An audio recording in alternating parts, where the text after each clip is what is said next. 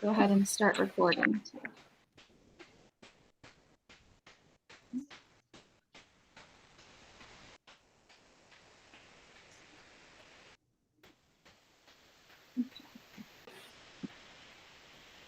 Like I said, I'm just gonna wait one more minute, see if anyone else joins us.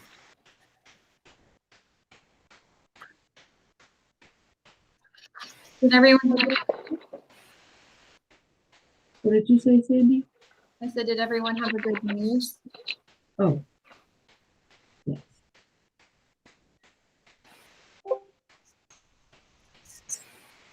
Did you have a nice New Year? Go ahead. It's like delayed.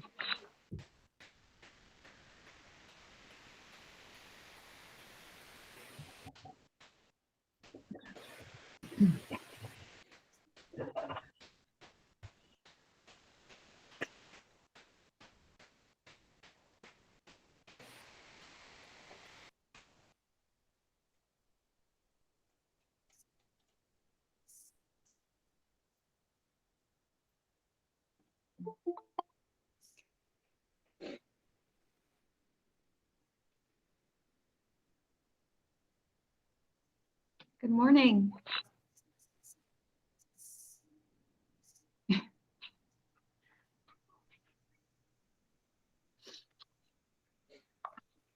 Okay.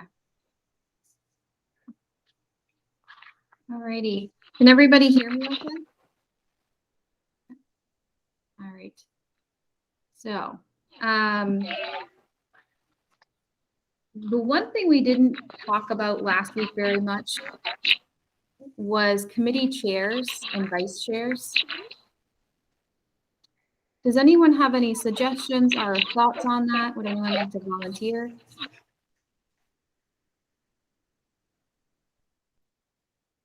Well, I'll volunteer, Sandy. Okay. Do you want to be the chair? Sure. Okay. Anybody want vice chair?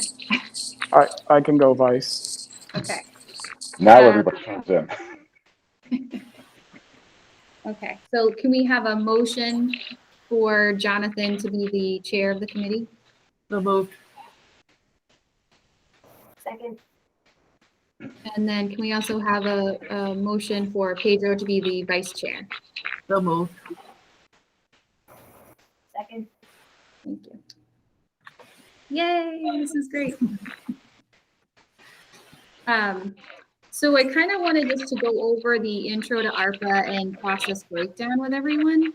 And I don't want to be talking at everyone all day, so please let me know if, just say stop, or if you have a question, let me know, because otherwise I'm not going to know when to kind of break. So feel free to jump in at any point. So we kind of went over this. Go ahead, Courtney. If everyone can be muted, it will be easier to hear you all the way because it's kind of crackly. All right, does that sound better? Awesome.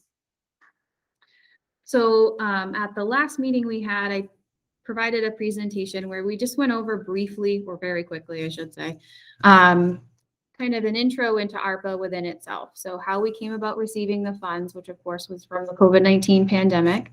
And we received our first tranche of funding back in May of 2021, right? 2021? What year are we in? And so we initially took a look at how to spend those dollars. We didn't spend them immediately, but we figured out internally what we needed to spend money on to help us with revenue loss and things of that nature, and what we could also utilize these funds for to help us kind of in combating that revenue loss, what we needed to internally look at for like facilities and things like that. John, I know you had a question about this recently that we had talked about. And so we looked at, okay, what do we need to spend the money on internally before we spend it out to the community to kind of make us whole again, right? And so we do have a plan, and I had sent out the plan, I believe yesterday, to everyone, which does outline kind of where we initially put those funds towards. And we, this summer, after I took over the position, realized that we had only carved out about $1.4 million for competitive grant process, right? Where anyone can apply to us and receive some of these ARPA funds. And so we realized very quickly that we would need a little bit more money and that we internally didn't need as much money as we initially planned. And so we said, okay, instead of 1.4, we're going to offer $11 million up, which is what we had after looking at what we needed to carve out. And that's where we came about this current competitive application process. So we right now have 11 million that we're trying to offer up into the community to target and respond to the COVID-19 pandemic. And so, of course, this has affected a lot of different sectors, right? From housing to social services, and social services could be anything from education to job training to behavioral health. Mental health is a huge concern, not just for people within our community, that's just everyday citizens, but our police and firefighters and our EMT, all of these other people that are working nonstop, our healthcare providers, to, alleviate and mitigate this issue. So looking at it from that full perspective, right? And then we also have, as a response to COVID-19, is the issue of, some of our industries in terms of tourism and small businesses have been affected. And so we have to look at it from multiple layers and spectrums of what and how COVID has affected everyone. And then we also look at, okay, so here's what's all been affected, right? Here's our overview. What's the critical need that we need to address today? What's a need that can be addressed in 6 months from now, or a long-term need that we could fund it today and it's going to have a long-term benefit? And where do we lie in this whole scope and range? And so as a county, Travis worked diligently over the spring and summer to have and host community forums and meetings to identify, okay, where is everyone at? Where is their funding needed? Because of course, prior to getting the ARPA funding, we did get an influx of COVID relief funds. So there are still some funding out there and circulating that's relevant to COVID relief specifically. And there's other funds targeting different things now too. So we have to look at everything and figure out really where is the financial gap and who needs the funds the most, right? And does it line up with our critical need? So do we have critical needs? What are they? And where is the funding gap that needs to support them, right? It's kind of what we've been looking at since receiving the funding. And we're going to continue to look at it because unfortunately, kind of as we've seen with the peaks and flows of the pandemic and how it's currently at an uptick, it's going to affect us differently now today than it did 2 months ago. So what we're looking at and trying to plan for is kind of challenging to pinpoint and keep narrow, but it's doable, right? And so what Treasury said to us is, we understand that this is an ever-moving kind of issue and process, and you're going to have concerns change based on your needs for your community. But they gave us categories that we can pull from. So if you go to page 2, or I don't have it up, but under eligible uses, we have specific areas that we need to target with these funds. And there's 4 of them. And the first one is public health. And so that's mental health services, substance abuse use, which is also, again, on the rise. The second one is negative economic impacts, which we talked about a little bit. So aids to nonprofits, household assistance is also a part of that. The third one is services to disproportionately impacted communities. So we're looking at educational assistance, childhood environments, lead remediation is in there, and affordable housing support. And then the fourth one is also infrastructure, which includes broadband and water sewer.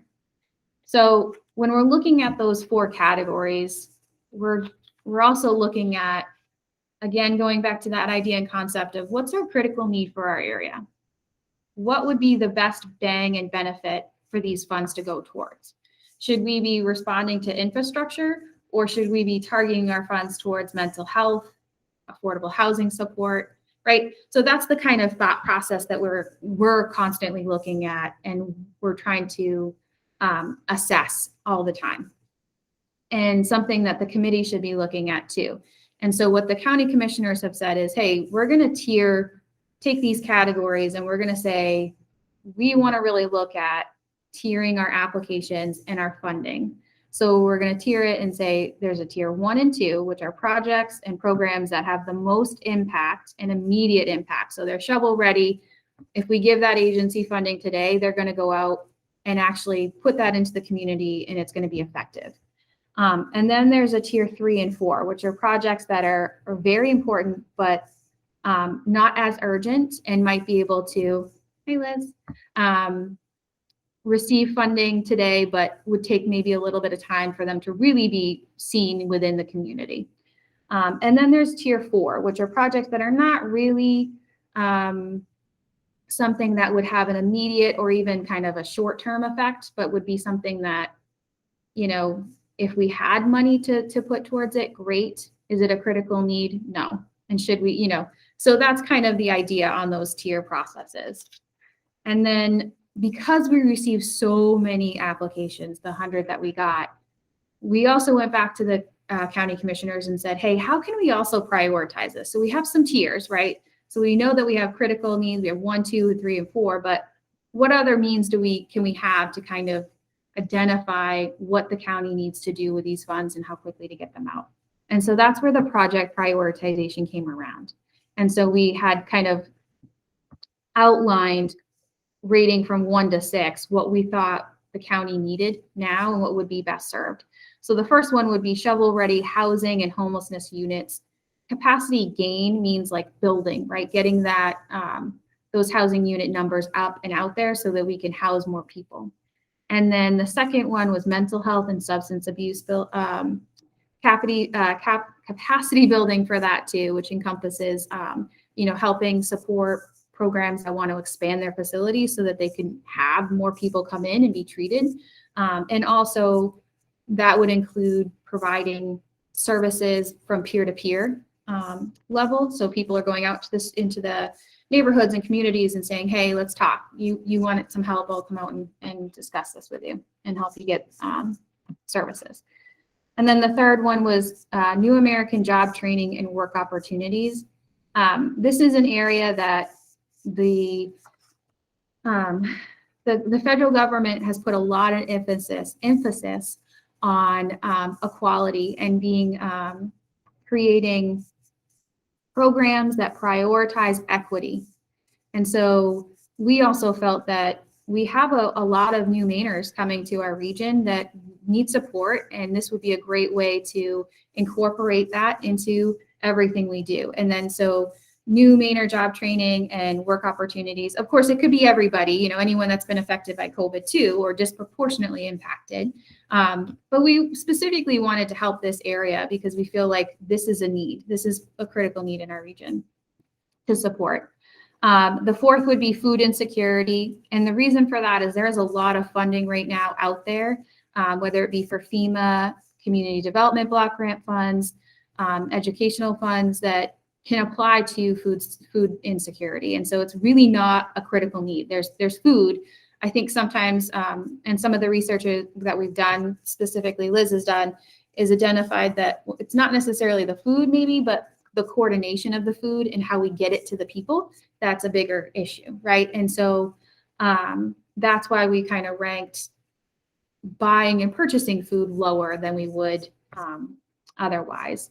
We also have childcare on here and infrastructure as the other items that were kind of lower on the list, because what we have seen throughout our community engagement is that right now housing is a critical issue. It's always been a critical need, but we know that even more so now, the pandemic has exacerbated this, right? Because we can't keep people in the same condensed area. We have to do 6 feet apart, and we want to make sure everyone stays healthy. And so to do that, we have to turn our viewpoint on what sheltering is and housing is, and create spaces that are adequate to meet that COVID response need. And so that's why we ranked housing over childcare. We understand that it is absolutely a need, that there's a shortage and should be looked at. But when we're prioritizing the funds right now to try to infiltrate the community and absorb as much ARPA funding as we can and as quickly as possible, the housing seems to be the best avenue and approach to do that. along with the substance abuse, because those seem to be the top two needs for our community that are reoccurring. We hear this a lot from the community feedback that we get in the agencies and providers. So that's why we prioritized the projects. And then created the advisory committee so that you could all help us create a path to follow and provide recommendations to those county commissioners and be the ones that review the applications themselves. And so we've kind of talked about the timeline, but to reiterate, the application portal is going to open this Thursday. So everyone will be able to access it this Thursday, which is the 6th. And then that'll be open for a 2-week period. And last week, Monday, I had sent out an email to all of the pre-applicants with a list of questions that Catherine and I and Courtney had worked on through the Neighborly software for the applicants to answer. And what we did is, rather than create 5 applications based on the categories, I broke it down into 2. So one for general infrastructure, anytime you're doing like brick and mortar or physical plant changes, and then one for all the social service providers to fill out and complete, just to kind of streamline it a bit. And then because all of the questions are very similar to be answered, right? When you're looking at qualifying people in terms of what they can do, if the project is eligible, if it's a critical need, that kind of thing. And so that will close on the 21st. I do intend on having Neighborly software provide us a tutorial as to how we can access those applications, and also review them within that particular software, which will be really handy. So you'll be able to get access to those applications and then score them right within the software so we know which applications are ranked. And then from there, we'll kind of have a handful of applications that we'll bring forth as recommendations to the county commissioners. They will then have, we do need a public process, so we'll have a public meeting or hearing for that. We'll have 2, one for the initial reading, and then one for the approval of those recommendations. And of course, that gives the commissioners time to look at them, and if they didn't like them, they could certainly give it back to us and say, hey, we would prefer that maybe you look at this again, and we'd like this as a priority when reviewing these applications, which sometimes happens. So there is a scoring criteria for the applications, and that we look at when scoring applications, the project description and eligibility. And the scoring criteria that I have in here is also what I use to essentially create the questions for the application. So we want to know a project description. We want to know the complexity, how long it's going to take for this project to happen. Is it currently going and you can use these funds and you'll start running with the program as soon as you get them? Or is a new pilot program that you need the funds first in order to start it? Idea. And then funding and budgeting. We ask a lot of questions about sources of funds. Where is all the funding coming from to support your project? If you didn't get funding from us, what does that look like for you? Are you not able to even do the project, or you can, but it would be slightly modified? And then we also look at community benefit and community partnerships, which is, we think is really important as well. So who is also involved in trying to solve the problem? We find a lot of times in the grant world is that they're siloed, right? So everyone wants money to do kind of the same thing. And so we're looking to try to see how we can be more mindful and effective at our approach to solving the problem. And so if more people are working on that one problem at the same time, the better result we're going to have, right? And so that's what one of the questions is: how are you, how is this benefiting your community? Who is it benefiting? Like what population are you benefiting? People that are lower moderate income, of a certain particular race or color, or like, for example, new Mainers. Who are you serving is a big component of the application questions as well.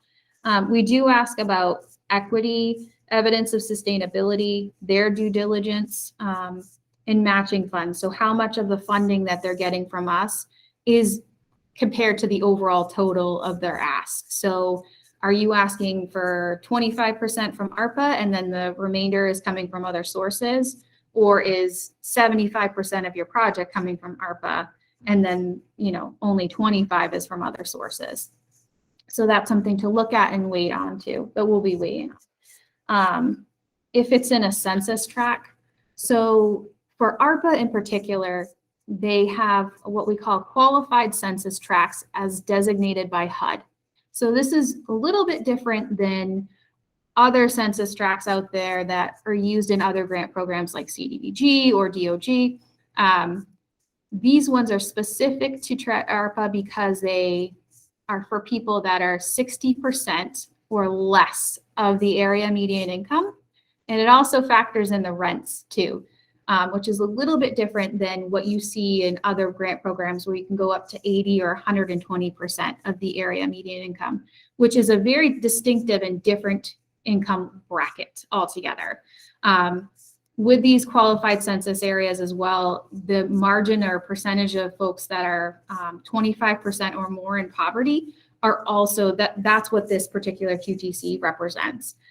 In Maine in general, we don't have above, I think 12% maybe might be the highest we have in areas of poverty, but we're very low comparatively. But nonetheless, we still have areas that are 60% or less of AMI. And of course, we have, populations that are equivalent to. But with regards to these QTCs, they're very specific areas of the county. So it's not everywhere. I think it's a little pot of Westbrook, for example. And there I have a map. HUD designates specific areas, and we'll have one of those that I'm not looking at right now, which is, I apologize, but it's essentially like a slither of Westbrook and parts of Portland as well. So what we have to also look at, and the reason why I'm discussing this is because if you're not within a qualified census tract, which Treasury has said, hey, if you're doing an activity in this particular area, we're going to assume that all of these people are going to benefit, and that's okay. You can pretty much do any kind of service in this area because this is an area that needs help. If you don't do it in a qualified census tract, because we don't have as many in the state of Maine, you have to identify and provide documentation, supporting documentation that you're serving a portion of the population that has been disproportionately affected by COVID. So an example of this is someone that is Black would actually has statistically been affected twice, or I think it's 2.5 times more likely to get COVID and 2.5 more times to be impacted. So that is a particular population that we already know, okay, this group of people, they right out of the gate, they're going to be impacted by this service, right? And so that's what the kind of mindset that we need to be into in terms of when we're looking at trying to serve populations of people. That's what we want to be looking at is who are we serving? Why are we serving them, right? Because we know this group is going to be disproportionately impacted by COVID. And that's what fits into this program. And that's why we have the census question, and we have a few questions about who are you serving and how can you prove that. And then we do have infrastructure questions that are involved, and we ask about the regional benefit within our application process. And I apologize, I'll actually send, I'm hoping to get the shared drive up and going for everyone so you can see all of this information, but the application questions will be in that shared drive too. And I can also email them to you too. Catherine and Courtney and I looked over those and tried to make that process as easy as possible, but also include what you need for detailed information, which can be kind of tricky. So with that all said, once we now that we have the application created and once we get it into the system and everyone fills it out, we will have to review it. So within that same overview and process packet that we're talking about right now, there's the application review process that we'll have to go into. And so we'll kind of briefly, I want to briefly talk about it today, but if you guys could maybe for your homework, look at the application review process. This talks about the different expenditure categories. So as I mentioned before, there's those 4 core categories that we have to look at that are ARPA eligible, right? And then within those categories are subcategories or expenditures that we can line up those larger categories with. So for example, within public health, there's COVID-19 vaccinations, testing, contact tracing. These are all things that we can put money towards, right? And so these are going to be really what are at the meat of the applications that we're going to receive. This is where they're going to fall into. They're going to have to fall into some of these one or more of the expenditure categories. And this is where we did the pre-application and tried to make sure that everyone was at least lining up with these basic components. And why we have to do the full application is to ensure that, yeah, you're hitting this basic mark, right? That, yeah, okay, it sounds eligible to me. But then you have to now at this full application process, provide me all your detailed backup documentation that really supports what you're saying. And sometimes that's a lot harder to achieve than people initially think, because everyone can say, well, it's related to COVID. Well, that's great. But how are you related to COVID and then serving this particular expenditure and serving this community member or population, which becomes a little bit harder when you're narrowing that down more. So that's hopefully the goal of the full application process. And I think, the biggest component of the applications is, again, just figuring out beyond just are they eligible, but what benefit to our community are they giving us, right? What benefit are we getting? What critical need are we hitting? And then in addition to that is this equity piece that we really should be looking at all the time in every one of our applications is and it's also part of that population too, but the goal of the executive orders within this particular statutory is that we want to be more equitable. How do we do that, right? And I think it's really easy for us to say, well, I'm going to have a bias training, right? Well, that's great, but that doesn't really get to the meat of what we need, right? And so I guess the whole point of that and looking at that is making sure that whatever we're putting money towards, that agency is also kind of looking at themselves to say, is this an equitable process that you're trying to lay out to serve this population? Does it really make sense? And sometimes, even though people sometimes think they're being equitable, they sometimes aren't because that's how it rolls out is you might have one perspective because you're looking at it from your perspective and not the whole perspective. So I'm going to stop rambling. Does anyone have any questions or comments? Sorry. Quite a bit. No. Hi, Sandy. Just a real quick comment with respect to the equity piece. Often what is missing is the voice of those who we are aiming to serve. And I've been doing some deep dives into participatory grant making, which is it's an international effort that's currently underway to really bring those voices to the table in a meaningful way, and not just say, hey, you're allowed here or you're invited here, but welcome and we want your participation, which is a completely different message. And so I hope that this process will be taking some of those strategies into account so we can get some equitable outcomes, some real equitable outcomes, not cosmetic ones. Mm-hmm. I agree. That's our goal for sure. And that's the thing is, I think I'm not afraid to admit that I don't have a good outline or path to get there. I'm not sure what the best approach is because there's so many different aspects of that type of trying to become equitable. And I think we have this vision, right, as a society of like, okay, if we do this, this will work, but that's not always the case. Or like, this is just the base of what we really need to do. So I'm very hopeful and hope that we can work together and come up with a plan that works out. And of course, we'll have this round of funding and then we'll have our next round of funding. And something we've talked about internally as well as whether or not to attach some components of equitability to the contracts that we have those folks sign. Like, what are you doing if these really are your outcomes and goals, or perhaps maybe people don't really have an action plan already in place. Maybe that's something that we require later on. I don't think it would be fair to do it right now because we didn't present it in that manner. And of course, we don't have a good outline of what we want to do, but definitely a topic of discussion after, of like, okay, in the next round of funding, how can we incorporate this and work it in so that it's measurable and is effective?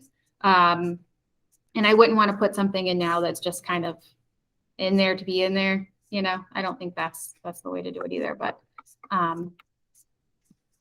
good to know. Okay. Let me just suggest that you ask some extensive questions about the organization itself in terms of its diversity and its approach to equity. And as we're reading the applications, I think it would be important for us to actually pay a lot of attention to the responses there so that we at least start to understand if the culture of that organization truly is involved in equity, or is it just kind of, filling in spaces or check boxes. So that would be something that, while we don't have a rating for it, when you do talk about equity, it would be important to take a look at what their reputation is now and how they've responded to that. That's a very good point. In the scoring evaluation, I do have equity as a component, and I gave it, 15 points I attached to it. I kept it very broad because I wasn't sure how, and maybe that's something the committee can help me do, is really define what that means and what components should be incorporated as we're going through what really is an equitable process. What does it look like? And how do we identify it? You know, how do we make sure we're hitting that? So I totally agree with you. And I think you're right, Rachel, in the sense of like, as we're going through those other questions, you can kind of hear it and feel it when you're reading an application, for sure. All right. Okay. So we'll be getting a tutorial next week to go back to the application process about how to go into Neighborly software and use that. And then we will have discussions at our next meeting about, how many applications we received, because hopefully, I think we meet after the close of that. Let me just double check the calendar. I'm not sure how many applications we're going to get. Okay, so we will meet one more time before the close of the application round happens. But likely that will either be the Neighborly tutorial that we have, or we can go over more about, the action plan or any other kind of, is there any tasks or things that you want me to do now in advance of our next meeting, or questions that I can answer from folks? I feel like I've done a lot of talking at you, so I feel bad that I want to give everyone an opportunity to kind of ask questions or give me feedback. I think one of the things I would want to make sure of is actually knowing where the appropriate census tracts are. It helps me very much to see the visual, so that as I'm going over an application, I can look and say, is this in the census tract? And I guess that would be helpful. Another thing that might be helpful is, as I go along, is some resource information on demographics in terms of towns, percentages of African Americans, First Americans, newcomers, that sort of information, so that I know if an applicant really understands the population out there that they're proposing to serve. I do have a resource, and I'll run it by you guys, but GPCOG has a equity dashboard where that might be something I send you the link to. You can click on it shows you like the area. It's a whole map of Cumberland County, and it's color coded, and it'll show you those different areas and percentages. I think that one might be a good one for that. And I will send you the QCT map that I do have. It is a part of the application. They have to actually review it and acknowledge they reviewed it, but it's not something, I don't think you can see it as a score. So I'll make sure that I give you guys that separate map too. But I'll send you the link for the resources and let me know if that will work. If if not, I can try to come up with something else too. But that seems to be a pretty user-friendly dashboard. I kind of like that one a bit. Yeah. And I think that's the most recent data too. I want to say or we're pulling the 2020 in December. So hopefully that's working. That'll work good. Totally can do that. So QCT map, resources of the demographics. I really like that idea, Rachel. That's good to have that out. That's a really good. All right. And then Al, you had your hand up too. Oh, you're on mute, Al.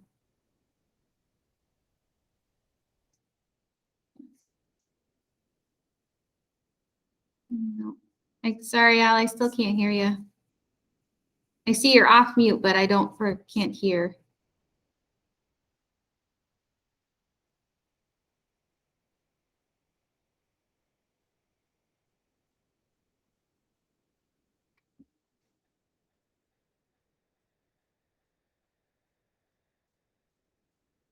No.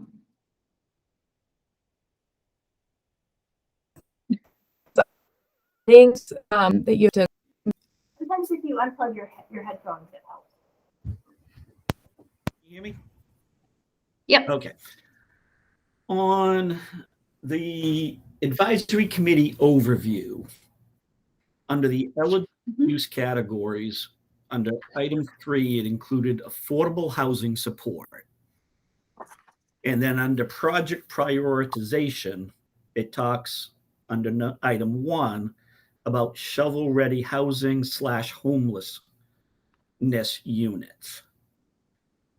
Is there any clarity you can provide regarding affordable housing versus homelessness and the role of these funds in either of those worlds? So the use of the funds we can do in terms of homelessness and affordable housing, we can do both construction, acquisition. So we can purchase land to then build on. We can purchase or provide funding to actually build the property itself.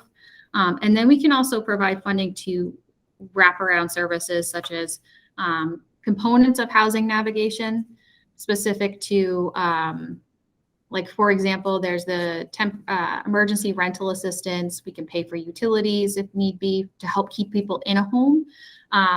We can also pay back rent if need be, if someone was evicted, for example, and a way to rehouse them would be to then pay off that landlord to then get them housed again. That's a component of housing services and homelessness.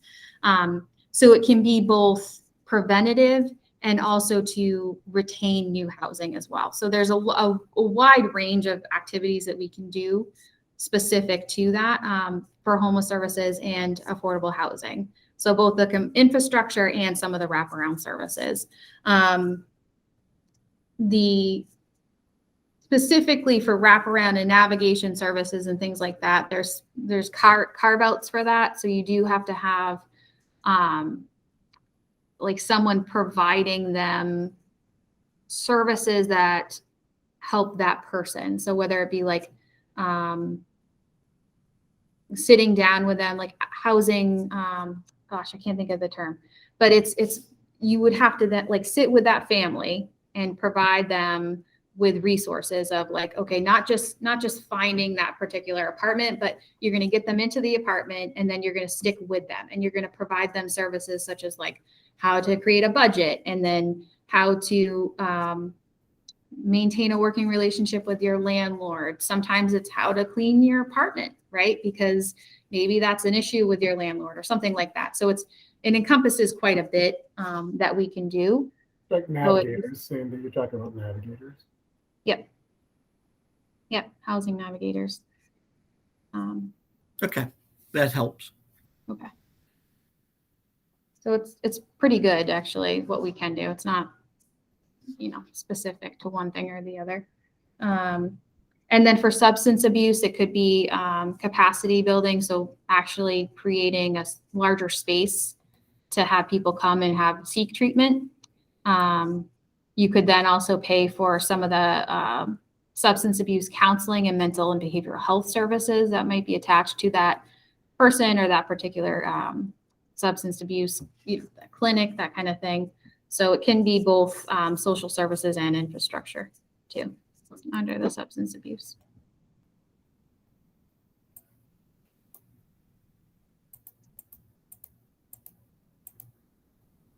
Are you folks going to do any preliminary eligibility screening in terms of it doesn't look as though this application meets the criteria that we've outlined, or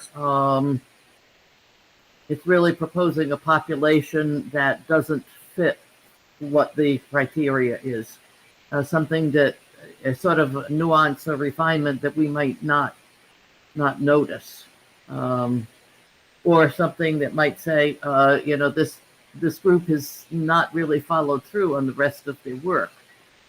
There are things that you folks probably know that we might miss in a reading.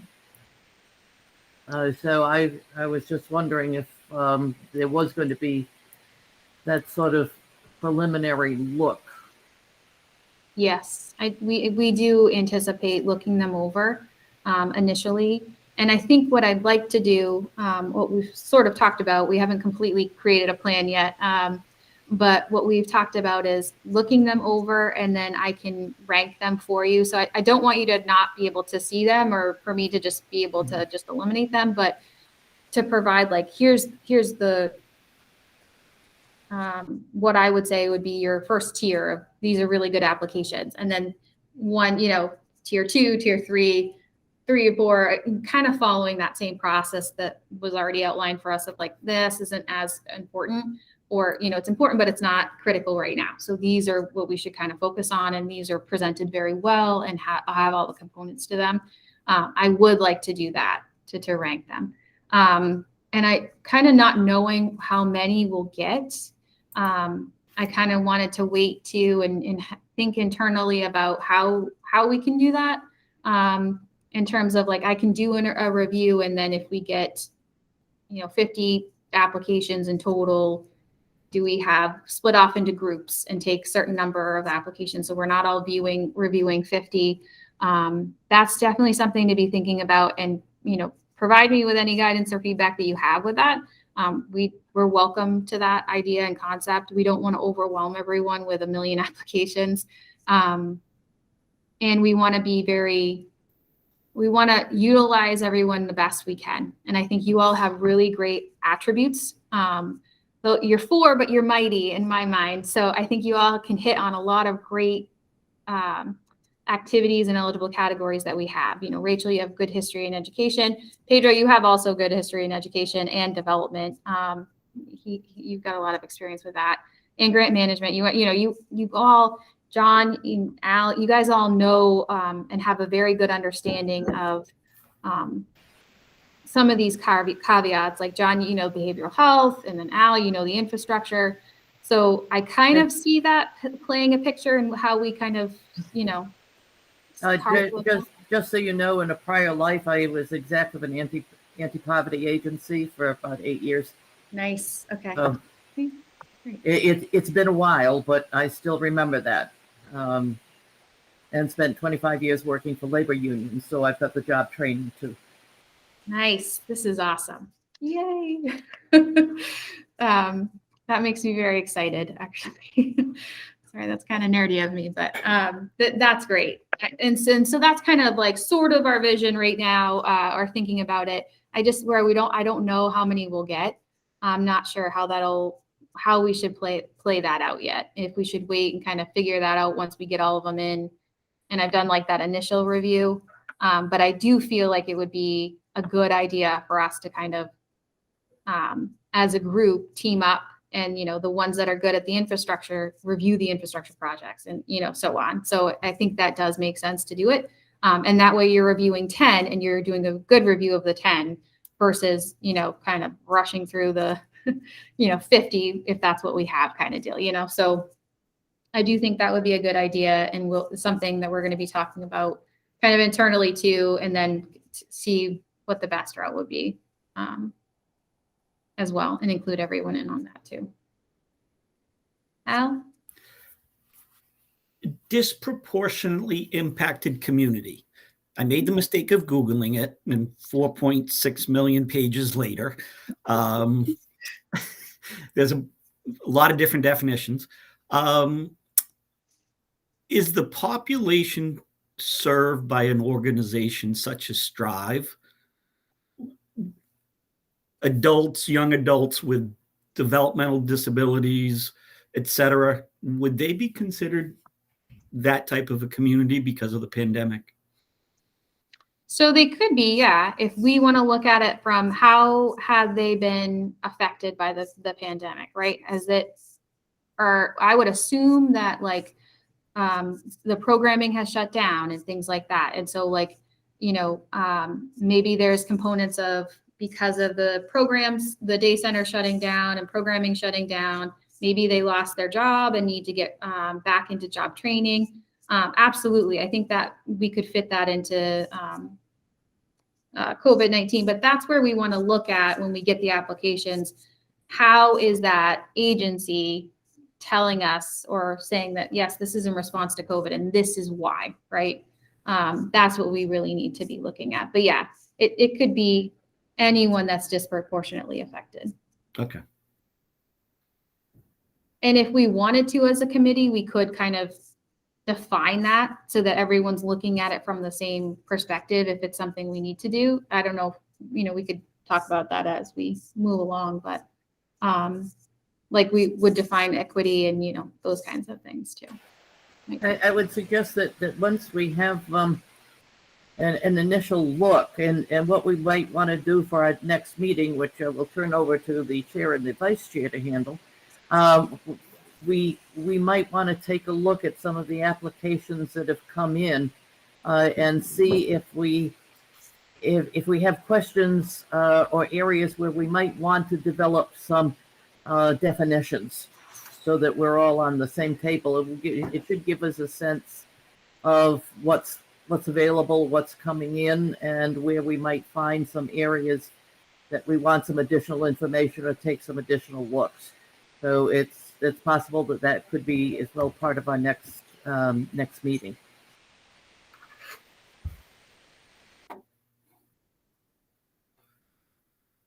Sandra, do you want to have a vote on the two motions, just so you have it for the record?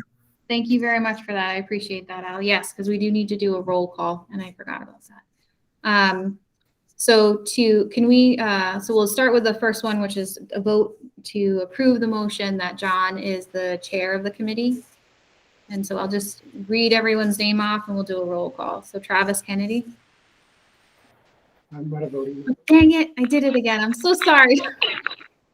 We'll see how many meetings I can do this at. It's because your name, it's just how I'm following the boxes. I'm so sorry. Liz. Yes. Catherine. Yes. Courtney. Yes. Al. Yes. Rachel. Yes. And Pedro. Yes. Okay. And then motion is approved. And then so we'll need a motion, or I'm sorry, a vote to approve Pedro being the vice chair. And I'll start with John. Yes. Courtney. Yes. Catherine. Liz. Yes. Al. Yes. Rachel. Yes. So moved. Thank you very much. Thank you for the reminder, Al. Okay. And I think we're, so for the next meeting, do you want me to look at what we might want to define within the applications? Yes, I think that'd be helpful.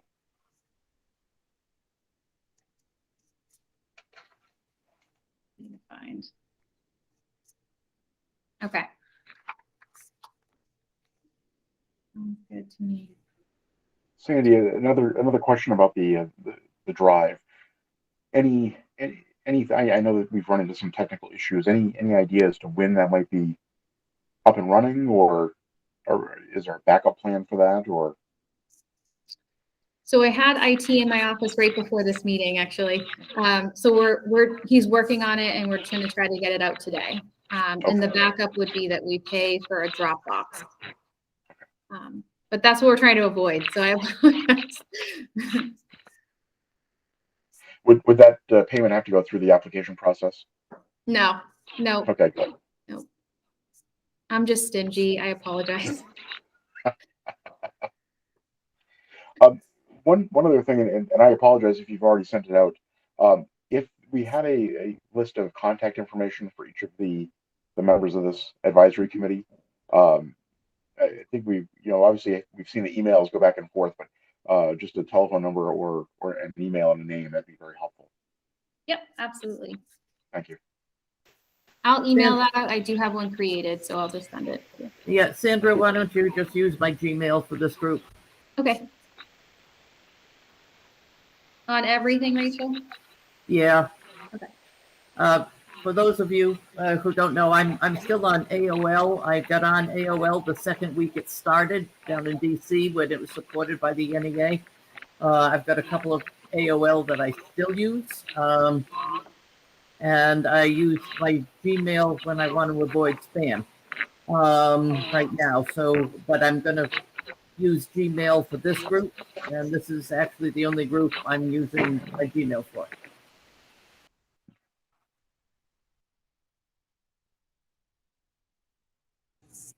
Excellent. All right. With that said, if there's no other questions, we can end now, and I'll work on that for next week, for next meeting. Okay. Great. Thank you very much. Thank you all. Bye.